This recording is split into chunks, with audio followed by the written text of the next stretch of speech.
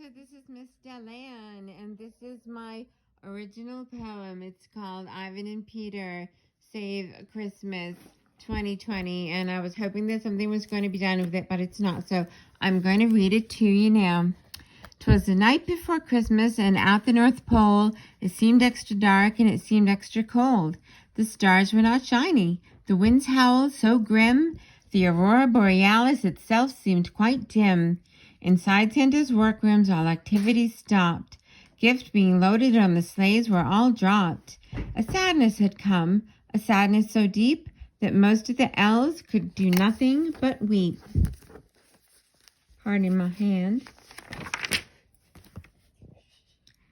They stood at their stations, but tinkered they not. Some just stood and stared, while others they fought. No song could they sing, no music was in them. The sadness had taken all song, rhyme, and rhythm. The big jolly elf, old Santa himself, was helpless and knew not what he could do. Santa, despairing, ran out into the gloom. Without Christmas cheer, the big day would be doomed. He shouted aloud, his cries tinged with fright. Won't someone come save us on this special night?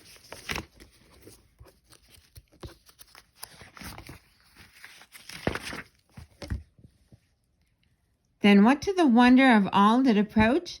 A glittering, golden, disco-balled coach.